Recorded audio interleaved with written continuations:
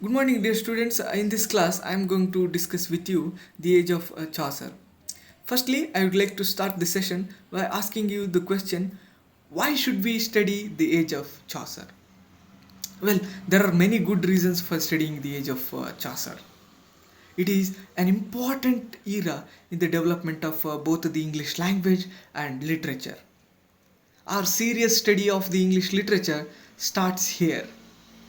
It doesn't mean that we should neglect the previous centuries, but this century is important for its other aspects. Some important developments, remarkable developments, took place in this century.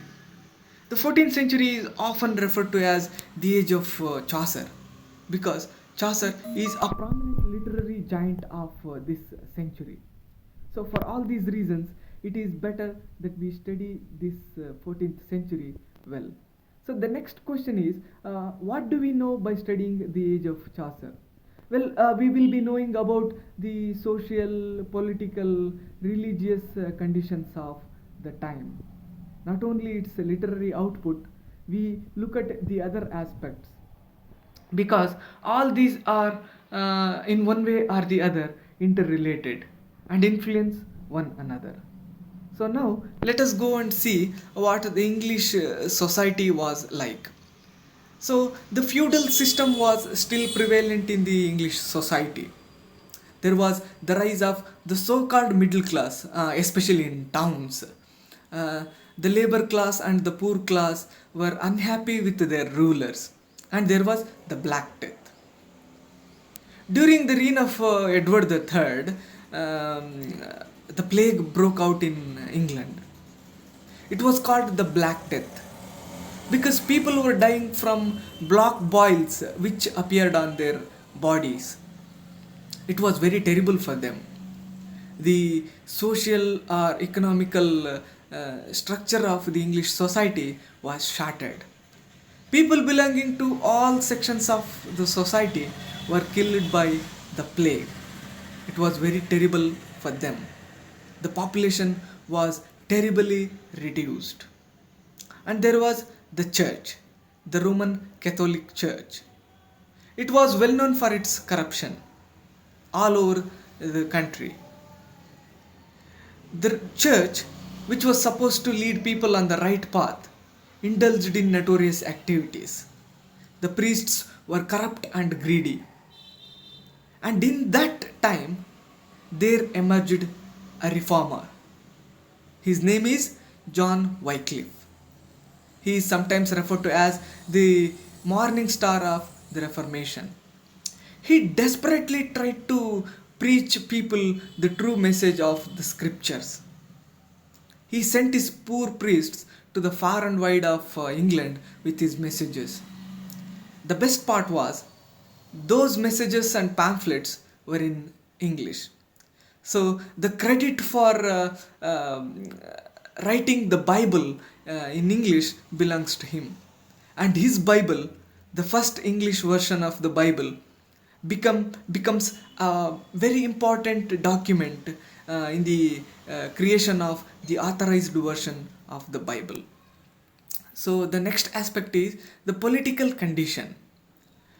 Totally, three kings ruled England during the 14th century. The first king is King Edward III. He ruled from the year 1327 to 1337. And then came Richard II. That he ruled from 1337 to 1399. And lastly, Henry IV. He ruled from 1399 to 1413. He came at the end of the century. So, the next political event that took place in the 14th century is the Hundred Years' War. England and France indulged in a series of conflicts between the years 1337 to 1453, which are collectively known as the Hundred Years' War. The French were desperate to regain the control over their territory, whereas the English wanted to continue their dominance, especially in the western part. In the beginning, The English had an upper hand, but later the French, with the help of Joan of Arc, managed to regain the control over their territory. And there was the Peasants' Revolt in England and the UK, that is the United Kingdom. There was the rise of the strong national English national feeling among the people of England then. It was becoming a strong country, and the English universities were becoming famous for their academic excellences. So, for all these reasons, political developments of the 14th century are important for our literary study. So the next is the literature of the time, the 14th century literature. A major contribution came from Chaucer himself. He was an erudite person. He was serving the kings. He knew the literary activities of his times. His works are important literary documents that give essential information about the social, political, or literary developments that were taking place in the 14th century. Not only in English but in other languages too. For example, French and Italian. So there are many important works by Geoffrey Chaucer. So there are a few very significant literary works. The first one is The Legend of Good Woman. So it is actually about the poet who encounters Alcestis, the god of love. Earlier, this poet had written about some unfaithful women. So here, Alcestis orders the poet and pardons him on the condition that he should write about some good women.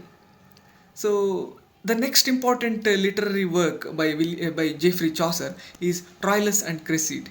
It deals with Troilus, the hero, during the siege of Troy. He falls in love with Cressida, and ultimately the story ends with Troilus' death. The next important work is the Canterbury Tales. It is actually an unfinished work, but very, very important for understanding the social and economical and other important elements of the 14th century society. It is divided into two parts mainly. The first is the prologue, and the second deals with the individual stories told by the pilgrims. So we will be knowing about the individual characters of the people of the 14th century that come in this story, and also some other important aspects. Thank you very much.